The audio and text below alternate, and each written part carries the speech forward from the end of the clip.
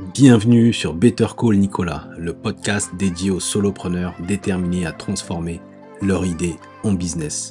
Je suis Hello Nicolas et chaque semaine, je vous partage des conseils utiles et pratiques pour vous aider à franchir chaque étape de l'idée à l'exécution. Que vous soyez au tout début de votre aventure ou déjà bien lancé, ce podcast est fait pour vous donner les outils et l'inspiration nécessaires pour réussir en solo. Installez-vous confortablement et préparez-vous à donner vie à vos ambitions. Dans ce nouvel épisode, je vais vous parler de quelque chose qui pour moi est fondamental, c'est l'état d'esprit à avoir pour réussir en solo. Et donc je vais vous partager dans cet épisode 4 clés importantes pour moi à développer, qui vont non seulement vous permettre de survivre, mais surtout de prospérer tout au long de votre aventure de solopreneur et qu'il faudra toujours bien avoir en tête.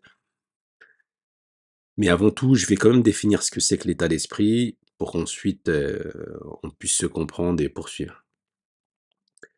L'état d'esprit, c'est la manière dont on perçoit les situations, les défis, les échecs et nos succès. C'est un mélange de nos croyances, de nos pensées et d'attitudes qui vont influencer nos actions au quotidien. Quand on est solopreneur, on est seul. Donc on est à la fois le pilote, le copilote et parfois même dans l'avion. On sait qu'on n'a pas d'équipe sur laquelle se reposer, donc notre fidèle compagnon, c'est notre état d'esprit. C'est notre atout le plus précieux.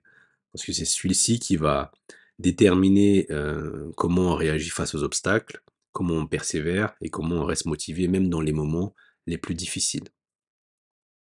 Et donc pour moi, la première clé pour soutenir justement cet état d'esprit, c'est la résilience. La résilience, c'est notre capacité à rebondir après un échec, à continuer même quand les choses ne se passent pas comme prévu.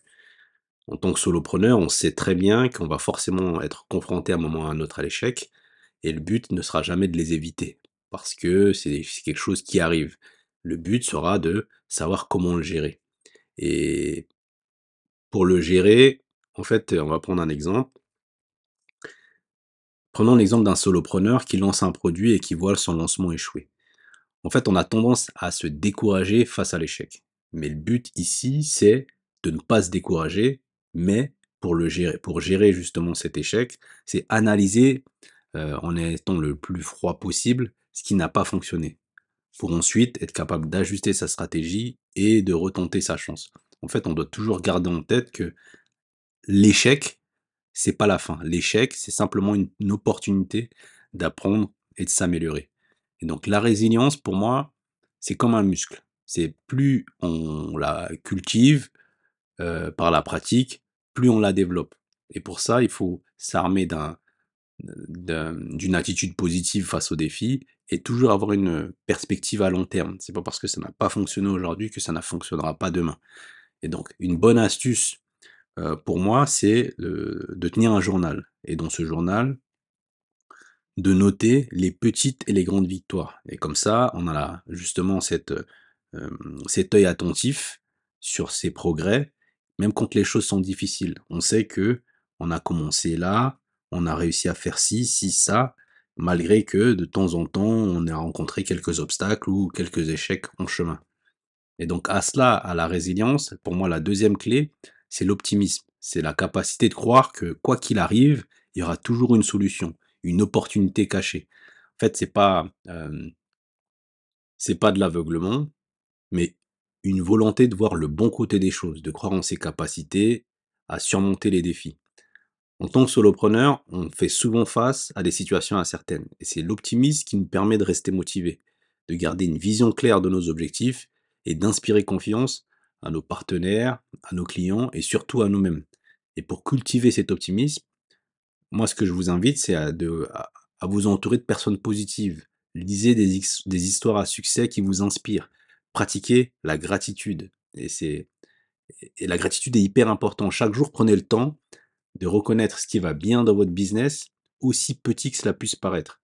Et donc l'optimisme et la résilience vont de pair pour faire face aux défis et pour réussir en tant que solopreneur. Et il faut aussi à cela, et là je veux parler de la troisième clé, c'est la discipline.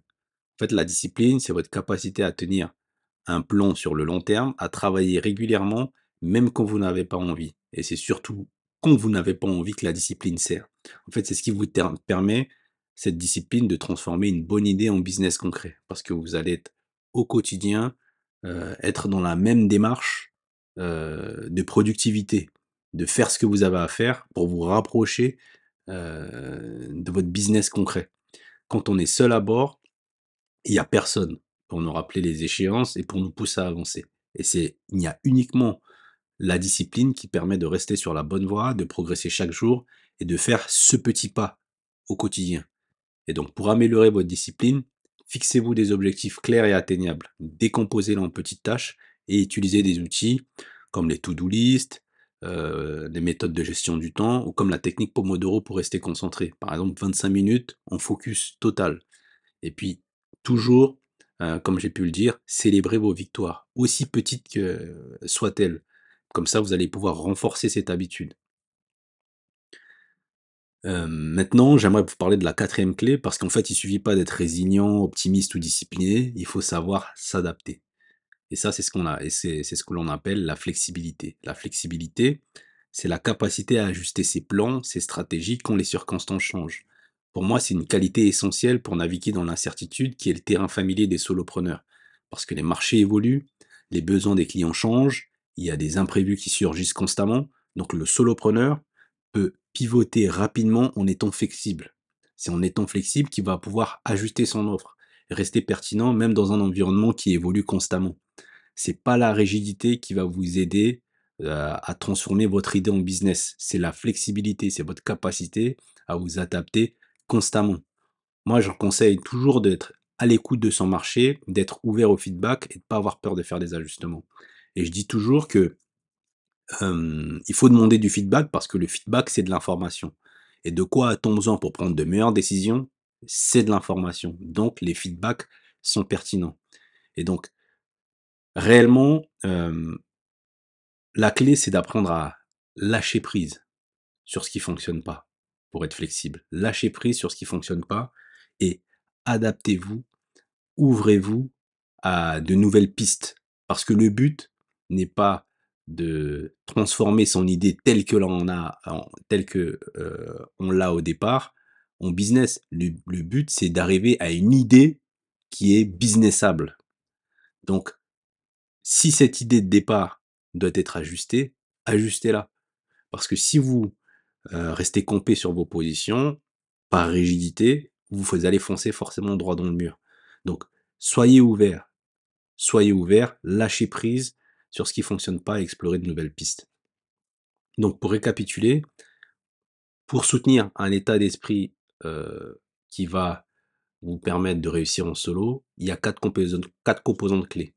Il y a la résilience, l'optimisme, la discipline et la flexibilité.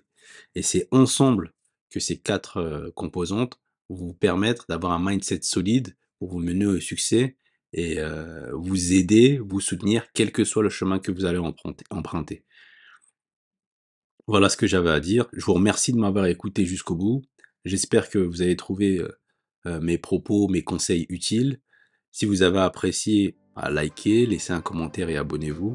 Et surtout, partagez ce podcast avec d'autres solopreneurs qui pourraient également l'apprécier ou trouver mes conseils pertinents. Et souvenez-vous toujours qu'en tant que solopreneur, notre grand atout, c'est nous-mêmes. Il faut travailler sur notre état d'esprit pour être prêt à affronter les défis qui se présentent à nous. Donc on se retrouve la semaine prochaine pour un nouvel épisode et en attendant, continuez à croire en vos idées et à travailler pour les transformer en succès. C'était Nicolas dans Better Call. À très bientôt.